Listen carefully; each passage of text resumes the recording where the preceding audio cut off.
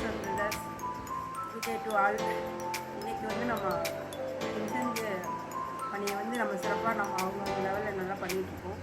இதோட நம்ம இன்னொரு பணியையும் சேர்த்து செய்கிறதுக்கு உண்டான நமக்கு வாய்ப்பு கிடைச்சிருக்கு.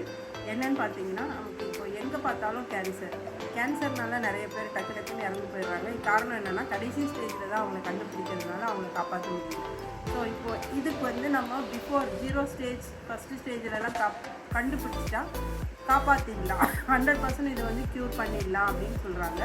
அதுக்கு வந்து நம்ம வந்து மேமோகிராம் அந்த மாதிரி நம்ம சிகிச்சை எடுத்துக்கிட்டோம்னா அது ஆரம்ப நிலையிலே கண்டுபிடிச்சி பண்ணிடலாம். சரி, இதை வந்து முற்றிலுமாக நம்ம வராமலே இருக்கிறதுக்கு என்ன பண்ணலாம் அப்படின்னு சொல்லலாம். இப்போ போலியோலாம் பார்த்திங்கன்னா, இப்போ வந்து 5 வயசுக்குள்ளே இருக்க குழந்தைங்களுக்கு இப்போ போலியோங்கிறது கம்பல்சரி பண்ணதுனால இன்றைக்கி வந்து நம்மளுடைய சமூகம் வந்து போலியோ இல்லாத ஒரு சமூகமாக உருவாகிட்டு வந்துட்டுருக்கு. இது எல்லாருக்கும் தெரியும்.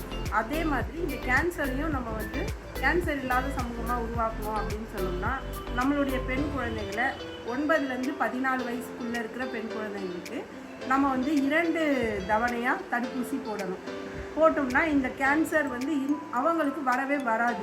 அதே போல் 14லேருந்து 20, 22 அதாவது பிஃபோர் மேரேஜ், இந்த பிஃபோர் மேரேஜ்குள்ளே இருக்க பிள்ளைங்களுக்கு 3 தவணையாக தடுப்பூசி போடணும். இந்த தடுப்பூசி போடும்போது என்ன ஆகும்னா, இந்த கேன்சர் வர்றதுக்கு நமக்கு 100% வாய்ப்புகள் இல்லை. கேன்சர் இல்லாத ஒரு சமுதாயமாக நம்ம பெண் குழந்தைகளை நம்ம உருவாக்குறதுக்கு இது பண்ணணும். அந்த பிஃபோர் மேரேஜுக்குள்ளே அந்த 3 தவணையுமே போட்டு முடிக்கணும்.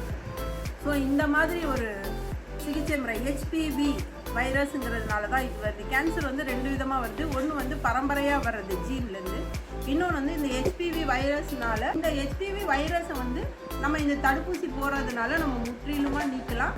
இதுக்குண்டான விழிப்புணர்வையும் இதுக்குண்டான முயற்சிகளையும் நம்மளுடைய பங்கு தளத்தில் நம்ம வின்சென்ட் டி பாலில் பண்ணணும்னு கேட்டுக்கிறேன். தேங்க்யூ.